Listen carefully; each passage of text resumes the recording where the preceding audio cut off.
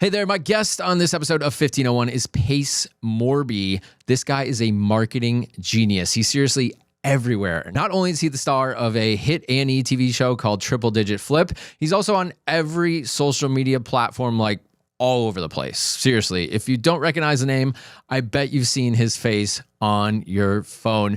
We dive into that on this conversation. I was curious how he's been able to leverage the power of social media to achieve such great success. This is actually the second time I've talked to Pace. Last year, I had him on the Invest Like a Boss podcast, and we dove into his real estate ventures a lot deeper. So if that is of interest to you, I'll leave a link to that interview as well. But for this one, I think everyone can get a little bit out of this to learn how to market themselves better. Speaking of marketing, I need help growing this show, and that help comes from you. So you can do that by liking this, leaving a comment, leaving a review, or just following us on social media. You can find it everywhere at 1501 Show. So without further ado, here's Pace Morby on 1501. They say everyone gets their 15 minutes of fame, but what happens when that time is up? Some burn out, some find ways to extend that fame, while others find success in completely different ventures. My name is Derek Sparts. Join me as I talk with actors, musicians, viral sensations, athletes, and more to find out what drove them to this crazy world of fame and fortune, along with some tales of misfortune along the way. This is 1501. Pace Morby, so good to chat with you again.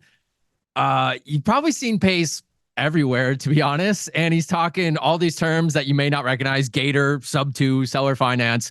At least I didn't know them a year ago, and since the first time I chatted with him, I've gotten to know these terms a little bit better. But I want to dip into another aspect of Pace that you probably don't get asked about so much. So first of all, thanks for coming on 1501, Pace. Bro, you're the best. Thank you. So there's this whole real estate aspect. Everyone's obsessed with real estate now. But you kind of had like a really humble beginning. I think a lot of people maybe see you now and don't know your background. They're like, oh, this rich guy is buying up houses everywhere and stuff. Can you kind of explain where you started from in this business? Yeah, I started as a contractor, dude. I was a guy that was fixing and flipping everybody else's houses. I was the guy that, like, ordering the dumpster, telling the guys what to do, getting barked around by the client, having to do all the blue tape meetings with all the, people that are like, I want to meet you at the house in blue tape and tell you all the blemishes on the paint job. I was doing that for 10 years. And finally, one of my clients pulled me aside and said, what the hell are you doing as being a contractor? Like, you show up on time, you're on budget, you're super friendly, she's like, what she literally said was, you're not a contractor. Like, I don't know who told you you're a contractor. I'm like, what are you talking about? I do like $20 million a year in revenue. Of course I'm a contractor. She's like, you're not a contractor. Otherwise you'd show up late and you'd be off budget and you'd make excuses. And so she taught me how to go out and find deals, which is, in my opinion, the most valuable skill that I currently possess today. Is you could put me anywhere in the country. It does not matter the city, the zip code, and say, Pace, find a deal in the next 12 hours that you could monetize on today. Like, literally, not like, hey, get under contract and make money in 30 days. I know how to find a deal today, get it under contract, and make money today. And I learned it from a lady named Bethany Willis, who was just a fix and flipper that really put, her time and energy and her interest into me, and she changed my life. And so I got obsessed with it. It's like when you find a new food, or you find a new band, or your favorite band comes out with a new album or something, and you just get obsessed with it. Bro, I got so obsessed with it because it just felt like I now had options at the age of 30 that I never even knew were possible. Or I realized a lot of the terms that I was hearing on the radio, like people were doing these 3-day seminars and all that kind of stuff. I'm like, those things are so full of crap. People are saying you can get into real estate with no money. Those guys are liars. And it wasn't until Bethany showed me exactly how it worked that I go, oh my gosh, why does not anybody or everybody do this? And I got obsessed with it. I'm so glad you brought this up because I wanted to ask you about mentorship later on in the episode. But since you brought up this Bethany, how important have mentors served you in your business? Because personally, I've had a few along the way that were super invaluable. So obviously that had an impact on you as well. Yeah, it's interesting. The more money I spend on my mentors, the more money I make during the year. And I did not realize that equation until like the 5th or 6th year that I was spending money on mentors. So my first year, the way that Bethany was making money from me, she was a paid mentor. It's just that she made money by teaching me how to find deals. And then basically what she taught me to do is be a bird dog for her business, which I didn't realize at the time, but she was like really invested in me, teaching me all this stuff. I would bring her 3, maybe 4 deals a month, and I would just assign them to her and make $10,000, $15,000, $20,000 per deal. And so she was making, a grip load of money off of me finding these deals. I was getting paid $40,000, $50,000. It's the best mentorship I ever had, right? Sure. Then she retired. Like she was on in the twilight of her career.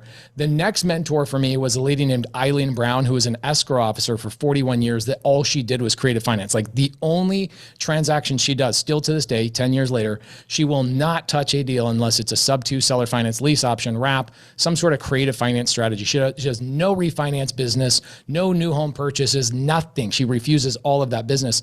She became a mentor for me then. And still to this day, her and I do agent classes here in Phoenix together. And it's like the coolest thing.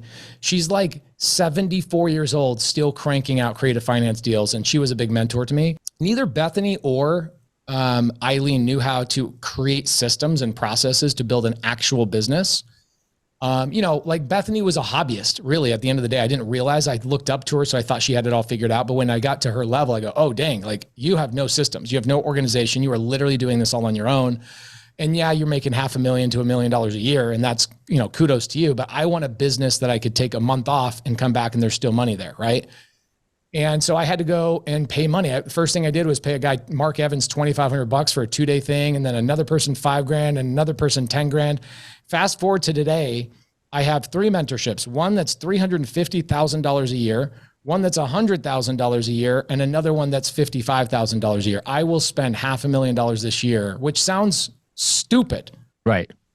But when I first started, it was the number one thing I was missing. I told myself, bro, for 7 years of being a contractor, I told myself one day I'll be a real estate investor for 7 years. And I realized the missing link for me was not information. It was somebody showing me how to do it. And so for me, I just learned I'm never going to do anything on my own. I'm too stupid. Like I'm literally just too dumb. I 100% agree, because any information you want is available online, YouTube, masterclass, whatever you want to use. It's all out there. It's just a matter of actually doing it. And I think another person holding you accountable and essentially teaching you, forcing you to do, and the fact that paying this amount of money hurts. I mean, the average person, if you're paying $2,500, $5,000 a class, that hurts, but you're going to do it. If it was $50, you'd be like, oh, whatever, I'll just throw that off and do something else. Yeah. What's interesting is when I started getting a lot of traction in my business, I said, I want to do the same thing Bethany Willis and Eileen Brown did for me. So what I started doing, this is like, I had 3,000 followers on Instagram at the time.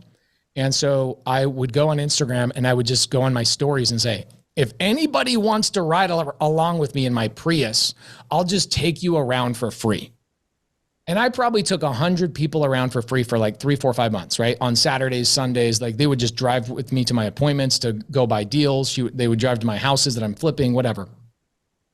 And when I look back at those 100 people, very, very few people, even though they got in my car, they saw how it worked, they were with me, they felt the energy, they walked away saying this was a monumental moment in my life. Like I will never forget how you showed me what this business looks like real time.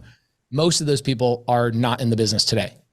And the reason being is because I was doing free ride-alongs, and people pay attention to what they pay for, sadly. And when they don't have to pay for it other than their time, it's just another practice of, basically a really bad way of saying is mental masturbation. It's like they just convince themselves that they did something while they learned, but they really didn't do anything. They just saw what the possibilities were, but then they didn't do anything afterwards. And nobody showed them and gave them homework and said, do this, and then I'm going to follow up with you next week, and held them accountable. So therefore, they're no longer, like none of them are in the business. In fact, this is a funny thing. I took this guy on a ride along like 2 months into me doing this. This is maybe 7 years ago. And 2 months into me doing ride alongs, I had this guy, sweetheart of a dude, just peppered me with questions. But what was the first question he asked me in my Prius as we're driving around Phoenix, Arizona? Pace, how do I get my first deal? Bro, I spent 4 hours answering this question to this guy, right? Go here, do this, then that happens, blah, blah, blah. Well, what about this? And what about that? Okay, 4 hours of the what about this and what about that questions. About 4 years later, now I'm speaking on pretty sizable stages. This same guy What do I do to get my first deal, Pace? Yes, bro. Literally, this is what happens. I do this thing when I speak on stage. I always give away like a day with me. So I'll go, hey guys, whoever asked the best questions today, at the end of my presentation, I'm going to choose one person. I'll fly you out to Phoenix, and you can spend a whole day with me. Cool. So everybody clamors to go to the microphone and like ask the question, right? This guy's the first guy. He completely forgets that he even went on a ride along. I gave you a day already. Yes. And he asked me, Pace, what do I got to do to get my first deal? And I look at him and I'm like, bro, you're joking me. And the whole audience was like in amazement. And then I used it as a learning lesson. Guys, this is what happens when you don't pay for education. Like it's like telling yourself you're going to go to the gym versus actually hiring a personal trainer to hold you accountable. The personal trainer is not going to tell you something you don't know. They're just going to hold you socially accountable to actually showing up, where you will show up for a stranger that you paid more than you'll show up for your damn self. And so for me, mentors are they are the key to my growth. Yeah, I found it's extremely rare to have someone with the mental mindset to do things on their own and not be held accountable.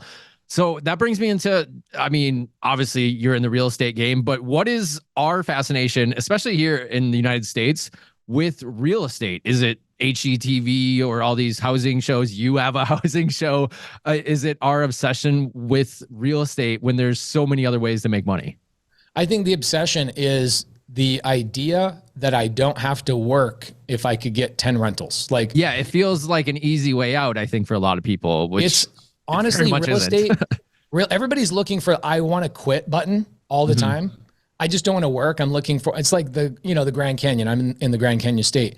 Why is the Grand Canyon like a meandering canyon? Is because the water found the path of least resistance, the dirt that was the lightest and easiest to raw away at. Human beings are the same way. They want to find the path of least resistance. So what happens is all these YouTube videos, TV shows, etc., glamorize real estate as if it's actually an easy way for you to just go, I never have to work again. Oh my gosh, I don't have to have a boss. And the reality is, I feel like it's the opposite of that. Real estate is actually a very challenging, difficult industry. It is competitive. Is it simple? To some degree, yeah, it's simple. But most people get into it thinking, I'm just going to go buy 10 rentals and I'll never work again in my life, which is not the case. But I think that's what it is. I think that the longer time goes with more technology, medicine, all these things, I think life just continues to get easier and easier and easier. And in people's mind, the easiest way to truly retire is real estate. And so it's just all about, how can I quit working? That's basically it. If I look at someone like you, though, it's the exact opposite. A little inside baseball here before we started this interview. Your schedule was crazy booked, and it took a long time to get some time with you, which I'm very much appreciative of. But you are working all the time. And I think I saw, I don't know, a post maybe a month ago or so. You were up at like 3 a.m. answering emails, and you said that was a normal day. Do you really wake up at 3 a.m.? Yeah, this morning I woke up at like 3:15. Naturally, no alarm clock. I just have so many things to do. I woke up at 7 and I'm stitle struggling, Pace. I love that. Teach me your ways. Everybody's a little bit different, right? Like my biomechanics, I can tell you that it came from being, I'm a Mormon dude. So my parents would wake me up at 5 a.m. to read the Bible as a family, like up in the living room. You'd be like, my eyes aren't even open yet. And you're going to make me read now? Really? Like I would sometimes, because we would go around in a circle. We have 12 kids, by the way. And we would go in a circle and everybody reads like a couple of verses. By the time I read my verse and it comes all the way back around to my turn again, I'm already asleep. So like, I think I was just trained from a young age to maybe handle less sleep. Now, it doesn't mean I'm not tired all the time. Like even when I was doing my workout a couple of hours ago, I'm sitting there in my workout going, I'm nauseous from a little bit of lack of sleep. It's not like I'm depleted, but I just can feel that I didn't get 9 hours or 8 hours or 7 hours of sleep. But I can't get all my shit done if I'm sitting there like sleeping. So even with hundreds of employees, I never have to work again, ever. Like truly, if I wanted to do what I want, like if all I did was hang out at my Montana house for the rest of my life and hang out with the animals and my kids, I could do that for the rest of my life and never worry about money ever again because of my rental portfolio. So that's actually interesting to hear about how you grew up, though, because you obviously grew up in a chaotic household. So do you thrive off chaos? I mean, bro, I get anxiety if my life is not chaotic. Yeah, I'm the same way. So, it's like if you just calmed all my stuff out, I would just find new businesses to start or new things to do. And I think we all just love the challenge, right? Like starting something and get it going and seeing the momentum and then seeing success of it. What you have to ultimately learn, which I learned probably 7 years ago, is how do I hand that off to somebody more capable than me? And that's one thing I've done really well. We have 9 businesses. We did $112 million in revenue last year, made a lot of money, which is great. Our rental portfolio is about $500 million right now in our assets under management. Very few partners in that whole $500 million. If all I did was wait 15 years for my real estate to basically double, 15 years, my net worth, if I have zero net worth today, all I do is sit on my properties for the next 15 years and I will be personally worth 500 million bucks. So like, I don't need to worry about money. Sure. But one thing I can say to people, why people like us continue to work, and I will die of a heart attack of working too hard, I will take pride in that, is I was put on this planet for that purpose. I've realized that now. Here's how I realized it. Like 6-7 years ago, I had one of my team members, my employees, her name was Alyssa, and we're in this big group chat with all of our transaction coordinators. I have 7 transaction coordinators. That's how many deals we buy. And she sends a text message one morning and she says, Pace, thank you for dreaming so big that our dreams can fit inside of yours. And I was like, damn. That's got to feel good on your part too. Bro, so she made the decision to have more kids. She made the decision to expand her house. Her husband, they got a second home up in the mountains. Like, watching people go and live their life at a higher level because you make hard decisions and show up every freaking day and wake up at 3 o'clock in the morning. I think that's the biggest flex that I have internally. Like, forget about a Rolex watch, forget about the portfolio. I love being able to say that person was able to choose to have more children because of a business that I started. That's the coolest thing. I think that's huge. And I think there's a lot of lack of purpose and drive in a lot of younger people now. I don't want to sound like the old guy, like, oh, these kids these days don't do anything, but there's a lot of that out there because there's so much distraction in the world where it's like, I can just escape reality and hop on my phone and do social media. And you, a person that does social media, trying to input drive into people, how do you, are you seeing the same thing where there's a lack of drive out there? Hardest thing a business owner will ever do is get past go, right? Like that's your hardest thing. Then the next hardest thing is to delegate and hire one person. And when you hire that person, that's a like really daunting and scary thing for people who've never had an employee. It's like, okay, I don't know if I'm a good leader. I don't know this person's going to come on board. Now I got a payroll, and that's a really hard thing to do. Then the next hardest thing to do is hire more people and expand and like delegate properly and put people in the right position. Good luck finding good people. It is so hard right now. We have 2 full-time recruiters. 99% of all the applications that come through the email they can't even follow simple instructions, bro. Like, hey, I believe it. Please reply to this thing by having a subject line of this, and please make sure your resume is in this format. Those are the 2 instructions they have, and 99% of people can't do that. So you look at that and you're like, dude, people don't want to work. They don't want to pay attention. They just want to be like, they want to be zombies. And I think personally, our government's going to head towards a direction of universal basic income. I don't think we're going to be there for like 15 years, but I like with ChatGPT and all this AI that we're implementing in our business, I'm looking at it like, yo, bro, like no wonder these fast food joints want to have robots serving hamburgers. Nobody wants to freaking work. And they complain all the time. Like when I got a job at Papa John's when I was young, or bagging groceries at Smith's grocery store, I was so grateful for the $7 an hour that I was making. And I would like same. tell them, I worked at an ice cream shop, and if we got like a 25-cent tip, it was like screaming from the top of the rooftop. So yes, dude, 100%. We are those old guys that now realize, like, we're looking back at the kids nowadays, and it's like, they're all trying to make a buck for doing nothing, using social media. Actually, a lot of that is using social media to leverage larger audience. And they're selling little like things that they've never done before. In fact, Alex Hormozy, he put a post up 2 days ago, and he said, hey, advice to 20-year-olds. Do something before you sell a course on how to do something. Right. There's so much of that out there. So like I don't need to learn bro. from a 21-year-old how to be successful. Exactly. Like you don't have any employees. You don't have your own house. You float around the country.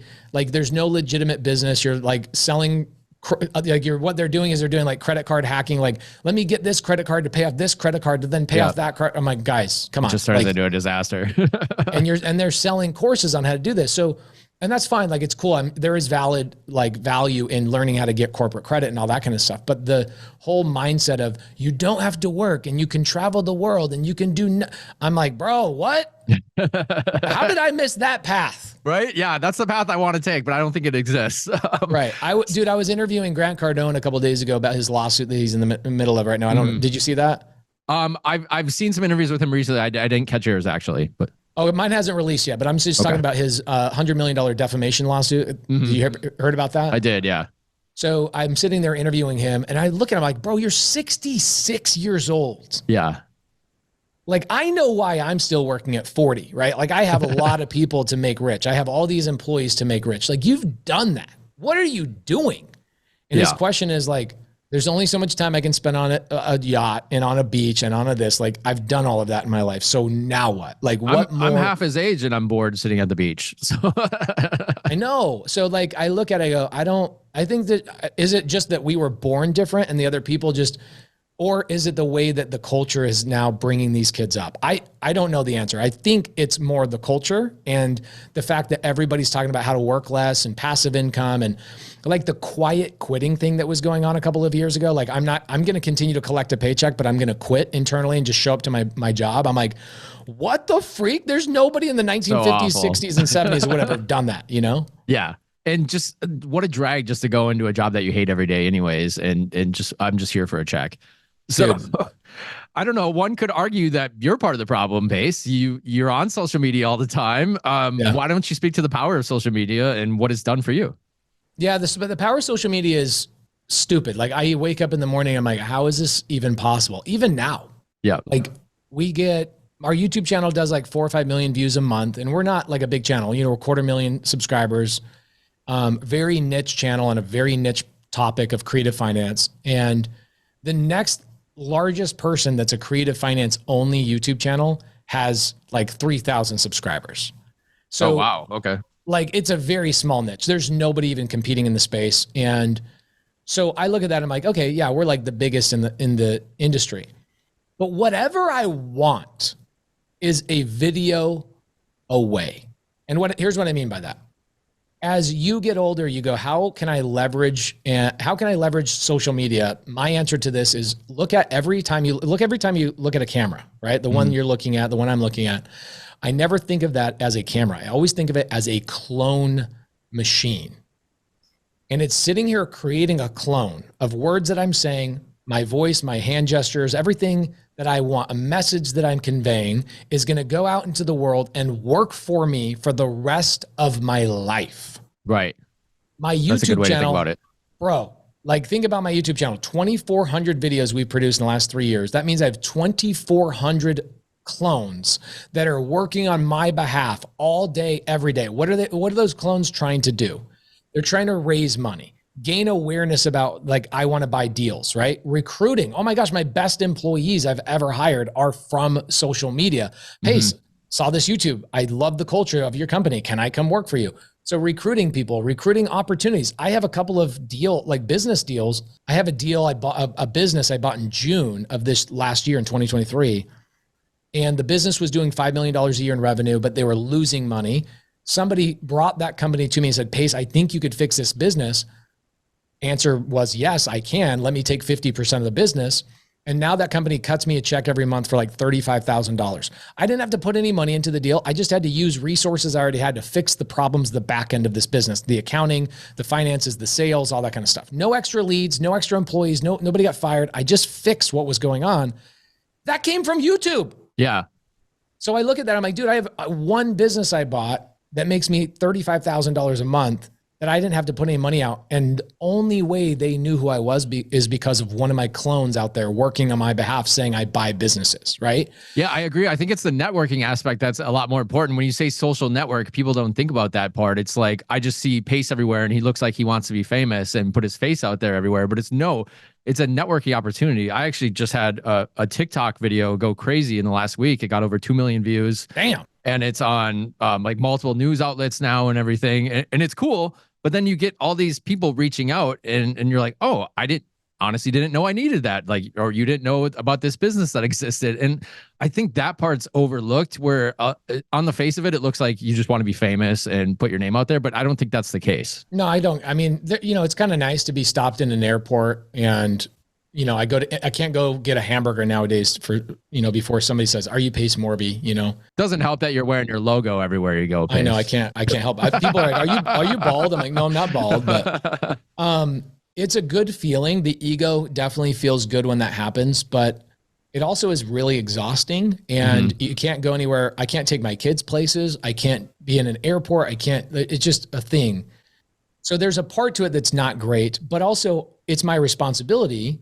If I'm Ronald McDonald for my business, right? Like think about what was Ronald McDonald's job. His job was to gain awareness around a product that his company sold so that people would actually do business with him. And him. the second you saw him, you associated him with McDonald's.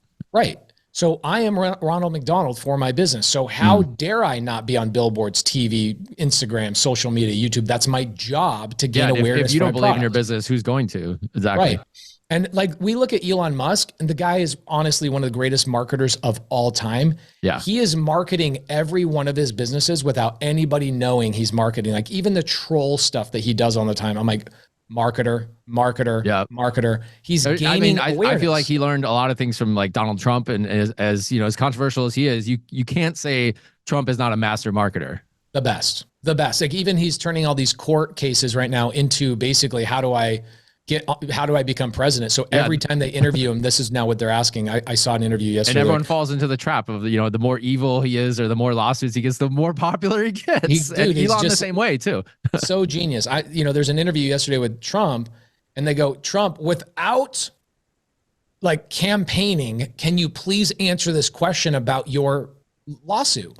Trump's like, okay, no problem. And then he turns the whole answer into him campaigning for president. I'm like, it's wild. These people have no idea how dumb they are. They're putting him on a pedestal to just go out and market themselves to be Trump. Like he won the Iowa caucus yesterday, like a landslide. Ramaswamy quits because he's like, yo, Trump is like, I have no chance here. Yeah, I have no chance. No, there's no possible way. It's almost like Ramaswamy is probably like, maybe I should get in some lawsuits so I can actually get some attention, right? And I think he's the smart one for doing that. Not to get all political here, but the other people that are in the race, like a Nikki Haley or Ron DeSantis, they have no chance either. But they're so delusional in themselves that they think, I still got this, and they're just wasting money and resources. That's an interesting conversation because it's like, do you think maybe their donors are like, yo, we have to stay in this race? Like you got to do this. I don't like. Politics is so interesting to me and the way they market themselves and how they have to lie. And I look at politicians and I go, I don't fault you for lying. I just think that you could do a better job. Like follow what Trump and Elon Musk do. Become a marketer and don't answer the question that they're asking. Like, I don't want to be that person. Thank goodness I don't have to be a politician. Yeah.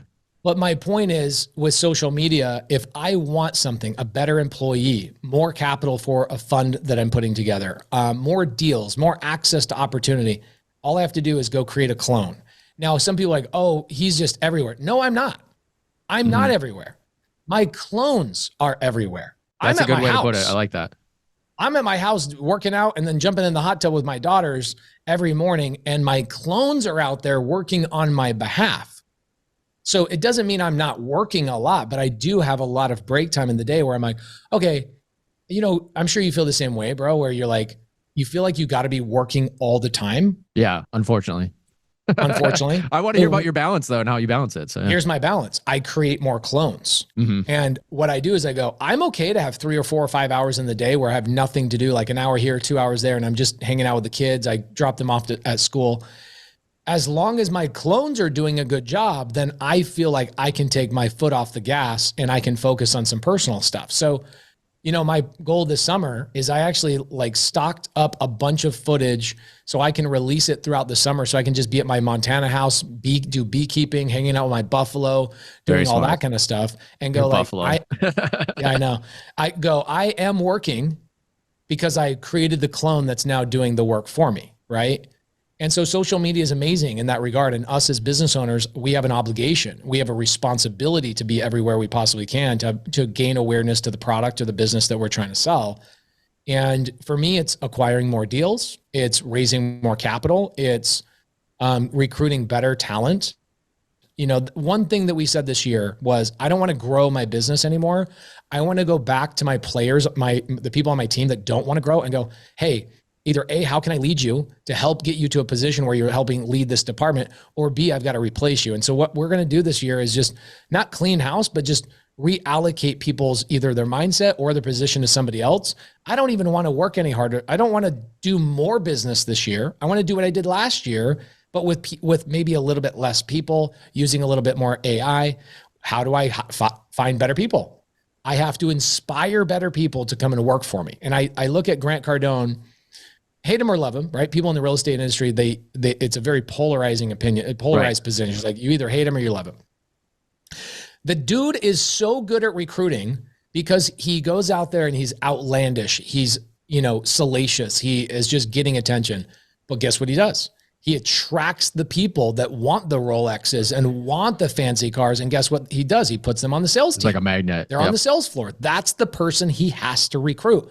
So whatever you want out there in the world is one Instagram video away. One thing I'll say about this, I could talk about this for hours. I did this video 2 months ago. It got 50 million views on TikTok. Mm-hmm. And I had like 1,200 people take the audio from it and just create their own. It just went insane. Okay. And it's still going insane. I think on Instagram, we have 20 million views on it. So collectively I have like 100 million views on this one video. It's not even about real estate. It's about flamingos losing their pink. Okay. And basically all I said was, hey, do you know why some flamingos are more pink than other flamingos? And my co-host is like, no, I don't know. And I go, it's because the mom flamingo takes all the food, which is shrimp, has pink coloring in it, and gives all its food to the baby while it's raising it up. And the mom is depleted. It's the only animal in the animal kingdom that God shows us how depleted the mother becomes and highlights to us like, hey, like the sacrifice. Women, yeah, the sacrifice. And then they get their pink back after the baby can now go feed itself and it gets pink again.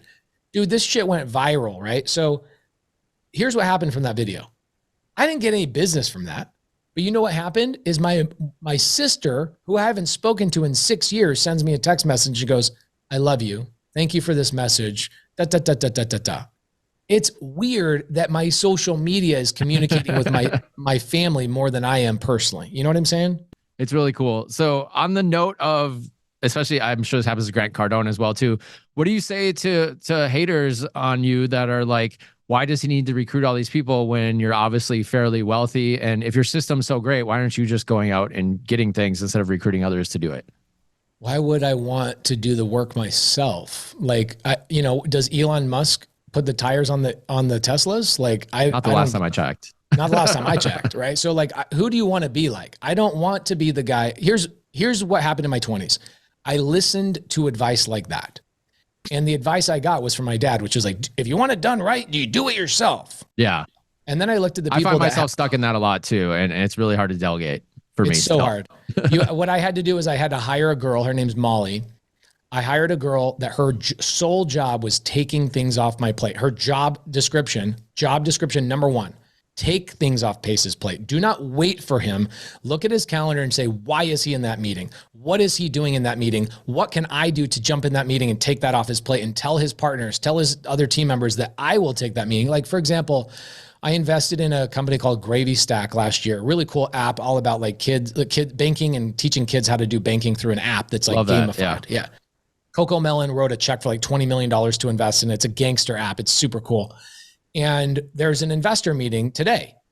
And Molly goes, she doesn't tell me now. She just looks at all the meetings that people request of me. She's like, I'll take that. I'll take that. I'll take that. I'll take that. I'll take that. This is not a secretary. This is a lady that is highly intelligent that can make decisions on my behalf. She's become like my number two. So I look at that. I'm like, well, now I can network with more people and I can be in less meetings. I don't want to be in meetings. I want to network. I want to hang out. And now I can go to my masterminds and I can have, my day can be fun. So the other thing I would say is anybody that says any sort of thing hateful, I already know that those people are struggling with something internally. Everybody, this is what I did one time. This is maybe like 6 months ago. I went on my Instagram stories. I said, if you hate me, DM me and tell me you hate me and I will fly you out to spend a day with me. Crickets, I bet. No, I had two people. I Okay. had two people like, I freaking hate you. You're one of the reasons why blah, blah, blah. You're teaching people how to do real estate with no money down, blah, blah, blah. I go, bro, I will fly you out. I'll put you up in my guest house. Like, let's hang out. I want you to come and hang out. So he flies out. We made a YouTube video about this. He spent the day with me. And I actually took him to meet homeowners that were going through foreclosure. And they told him to his face, like, if it wasn't for Pace, I would be losing my house. I would have no money. Pace is the only one that solved this problem. This dude at the end of the day, he's like, I have never been so wrong in my life. And why did I do that? Did I do that to prove to the world that that's what haters are? No, I did that to prove to myself. To yourself, I'm like, yeah. I want to know every negative thing, what is going on in the mindset. And I invited these people out. It's because they just don't know. They don't research anything. They just see a 13-second clip on Instagram. They make a judgment call. Then they hate you. And then when you give them actual context and you show them in person, they're like, oh, damn. In fact, what's funny, Derek, you and I both have hated people in our lives. And then when you actually spent a little bit more time with them, you're like, damn, why did I hate you, dude? You're freaking dope. I'll agree with that. You know, like we all human beings are funny like that. So Mark Twain said, if I ever find myself disliking someone, it's because I've never met them. Yeah. That's and like very, he just was like, I can always find a way to like somebody. So I just know that the only reason somebody doesn't like me is because they don't have the context of who I am and what I'm trying to accomplish. It's the same thing with Grant Cardone. Grant Cardone is like way more salacious than me. You know, everything with him is like watches and my G4 and my this and my Bentley and that's not me. So he's very polarizing up front. People are like, dude, you're such a douche, right? But bro, when you spend time with this guy, family guy, cares about his employees more than anything you can imagine. The company culture he has at 10X is unlike anything I've ever seen. And I admire what he did. And I find the things that he has that I could adopt and emulate, and I could be kind of like a little chameleon and absorb the stuff that he's doing into my own world and pick and choose what I like and what I don't like. People are just too quick to just go, I hate everything about you. It's like, no, dude, there's got to be one thing I could teach you. One thing.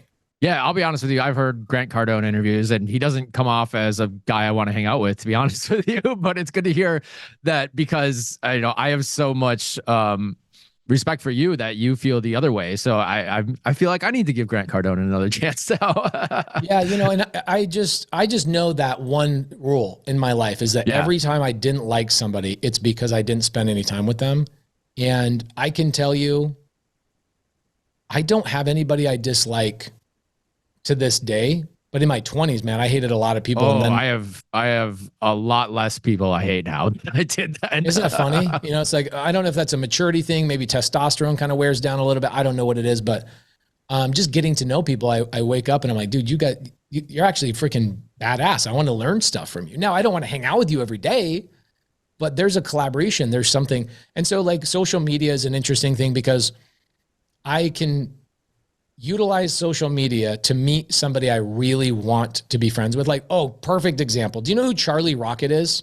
Charlie Rocket, I do not know. Okay, Charlie Rocket, he's a Nike athlete. He's done commercials with like LeBron James. He's the guy, he was 18 years old and he produced 2 Chainz and he became this like prolific producer at like age 18 to 20. Okay, he lives there in LA. And what he did is he quit being a music producer after making millions of dollars, winning a Grammy. And he's like, you know what I'm going to do the rest of my life? I'm going to make other people's dreams come true. So he cruises around the country in something called a dream machine. It's an RV.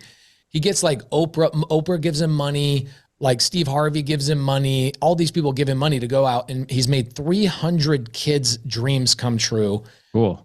That are about to die or, are on their last year or maybe have just recovered from cancer and they need a leg up or whatever else. That's all he does. That's what he does today. And Instagram, because I'm on Instagram and he sees my face all the time, he sends me a DM like 2 days ago and he's like, yo, I'm in Phoenix. You want to hang out? And it's social media immediately removes that like ice breaking stuff that you got to go through. And I go, hang out, come stay at my guest house, bro. Like, yeah, I haven't really met this guy, but you feel like you already know him. So yeah. Right. So I could complain about social media and all the crap that's going on. But one thing I can say, and you agree with this, is like, we're not going to slow down social media's growth. We're not going to stop what's going on with AI. We're not stopping with the way the society is going. Even if I was a multi-billionaire, there's nothing I can do to stop human behavior. So the only thing I can do as a businessman is go, How can I adopt these behaviors into my business and utilize them properly to gain benefit for my employees and my own team? And collaborating with somebody like a Charlie Rocket 5 years ago, I would have been like, Charlie, why would Charlie ever want to hang out with me? Yeah. Social media eliminates all of the impossibilities. And like, you could be a dude. I'll give you another great example. There's this guy that does this like funny golf over, like voice over stuff. So somebody's playing golf and he's just talking crap over, them playing golf. And Ricky Fowler, very, very famous golfer, gets this guy up on his feed. Ricky Fowler's like, yo, let's do a collaboration. This dude was like a guy in the middle of freaking Birmingham, Alabama. Yeah, nobody like recording from his mom's basement or something. So if you use social media properly, it's a tool. It's an undeniable tool to get you out there, make you more money, and cut the learning curve by, a 10x margin. Well, Pace certainly is a case study for using social media properly. And I can personally attest that he will answer his DMs if you hit him up, which is extremely rare. So I love you doing everything about that. I could talk to you about this for hours. We won't. Do you want to do a couple fun questions before we get out of here? Oh, hell yeah. Let's do it. Yeah. All right. So you said, you're not the Rolex guy, you're not the G4 guy, but I know you got stories. What was like the first thing when you really started making money? You're like, this is stupid to buy this, but I'm just going to do it. Patek Philippe. Oh, very nice. I was like, I'm more skipping of an AP the Rolex guy, but I like the Pateks. I do like APs. They're sick. A friend of mine, Dean Graziosi's got APs, and I was like, oh man, I love that Royal Oak. It's so dope. Yeah. I skipped the Rolex, and I was like, okay, I'm not going to get any nice watch for myself. I wore a G-Shock, like a little $300 G-Shock. I still wear it probably 80% of the time. And I go, I'm not going to get a watch. Everybody tells me, like, why don't you have a nice watch? You go in all these big rooms and you're in these big masterminds, you're speaking on stage, you're wearing a freaking $300 G-Shock. Like, first off, G-Shocks are dope. Yeah. Right. Secondly, I told myself I'm not going to get a really nice watch until I hit 1,000 doors in my portfolio. So when I hit 1,000 doors in my portfolio, I said, I'm getting like the top of the line Patek. Then I realized I couldn't get a Patek because I didn't know anybody that had a Patek. And you can't just go to the store and buy one. Right. So basically I had to wait another like year and a half to get it, which only made it that much more satisfying. But here's what's funny. I wear it maybe once a month, and it really doesn't matter to me. I wear my G-Shock. I look at the Patek. I'm like, okay, great. I got a hunk of metal sitting here. Who gives a crap? And then one of my mentors right now, his name's Bobby Castro. He sold the business for $1.1 billion, a merchant lending business he built with his wife. And he wears an Apple Watch. And he saw my Patek one day and he's like, bro, really? Really? He's like, can it do this or that? Basically, he's like, where's the logic? Where's the this? And I was like, you know what? That's funny. And so Patek is I got one Patek, and then I got a second Patek. I wear both of them maybe 6 times a year each. My business partner, Josiah, we bought a $20 million multifamily deal on seller finance like 6 months ago, and he bought me a Rolex as a congratulation. I've literally never worn it. So I just those things are not the things that really get me hyped and excited, But I also bought my dream truck, and I spent a bunch of money on that. I bought the new 2024 Toyota Prius. I guess those are the things I would ball out with. But you know what? I'm a car guy too, and I don't hate the new Prius. I actually kind of like it. Bro, it's so sick. Let me guess your truck though. Are you come off as like a Ford Raptor guy? I have never had a Raptor until this year. Yep, there you go. I was an F-150 guy for a long time, and then I got an F-350 because I have an Airstream. So I'm like, all right, I need the F-350. I decked it out. It's all lifted and just gorgeous truck. And then the Raptor R came out, and I was like, oh man, you got the good one. I'm like, okay, now I'm ready for the Raptor. So I have a Raptor R, an F-350, and then I don't know why I got so obsessed about this car, but I got obsessed about a Cadillac Blackwing, a CT5 Blackwing. Oh, I just saw one of those in Vegas. It was in this like cool blue color, and it was like, damn, that's a good looking car. Yeah, so I got that car. It sits in my garage. I put 3,000 miles on it. What it was is Big Boy right here from Outkast, right behind me. Yep. Him and I became friends a couple of years ago, and we owned some property together. And he came out to speak at one of my events, and his manager's like, yo, Pace. Like, I used to work with his manager. That's funny. Yeah, I worked Ash at Live is so Nation. great. Yeah. Yeah, Ash is so dope. I love Ash. So Ash is like, hey, what are you going to pick up Big Boy? And I was like, oh, I'll probably use my wife's Escalade. He's like, bro, we're not using your wife's Escalade to pick up Big Boy. He's the number one record. Like him and Andre sold their album has sold more records than anybody else. Yeah, what are you doing picking him up in your wife's car? And I was like, well, shit, I guess I'll pick him up in my truck or my Prius. And he's like, we are not doing that. Order a driving service, right?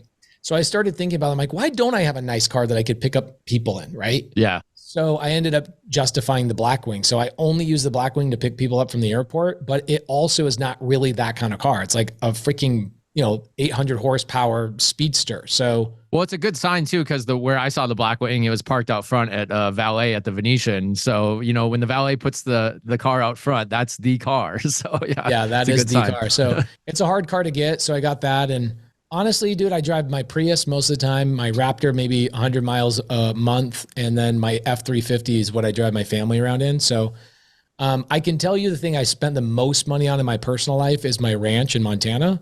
That was $4 million. I bought it for $1 down, and it's got 20 acres, big 8,000 square foot house, 3,500 square foot barn. But I bought that so that my family could be up in Montana, and then I could have events there. So like yeah, that's awesome. I do events there. We do like couple retreats there. So the house won't actually end up costing me any money. It'll break even on like the events and stuff. But it's such a Pace Morby move to buy a vacation home and then use it to make money off it. To work, yeah. I love it. There's so many people that are like, hey, can we do couples retreats? Can we do something like that? And I was like, I don't want to do couples retreats in Phoenix. Let's go to Montana. So it's become that, No hate on Phoenix, but Montana's the better move there. Oh my gosh, it's so dope, yeah. Well, one more plug here before we get out. Where can people find you other than just turning on any social media network and there you are? You could go to whereispace.com. I have a website that like tells you everywhere I'm going. It's like graphically laid out. So like, all the places I'm going, and it's all free stuff. It's like Pace is doing a freaking pop-up in Venice and ordering a taco truck to, hey, Pace is going to be in Florida. I better be invited to going to Venice with a taco truck. That's my neighborhood, man. Yeah. We got shut down. We did a meetup last year at Venice. 1,100 people showed up to the beach. How did I miss this? All right. It was about a year ago, and the helicopter flew in. They jumped out of the helicopter. They tried to break this thing up, and the cop like ran up to us and was like, break this up. Who's in charge of this? Who's in charge? And then he walked up to me and he goes, oh my gosh, Pace Morby, I watch your YouTube channel. Okay, you guys can keep doing the party. And he hung out for like 3 hours with the helicopter on the beach. That's funny. And I won't get into the things that the police won't enforce, but they will enforce that. So that's another topic though. So yeah, whereispace.com, all free like meetups and pop-ups. If you guys want to meet people in my community that are doing real estate deals, you want to just come out and network with people in your local area, just check out whereispace.com. Awesome. Thanks, Pace. Once again, you're one of my favorite people to talk to. So I really appreciate the time. Let's hang out in LA when I'm there next. Let's do it. Okay. Thank you, brother. I hope you were able to get something out of that interview that you can use yourself to help market yourself better, or just got some inspiration to get off your butt and go to work. That's what Pace is all about, and that's why I love him. I look forward to seeing Pace again. He's a really good dude, and seriously, if you have questions for him, he will answer you on social media or at his website. I put all the links to find Pace in the show notes, and do us a favor and follow this show as well. Every social media network, it's at 1501 Show. Please like, comment, and leave reviews, and I will see you on the next episode.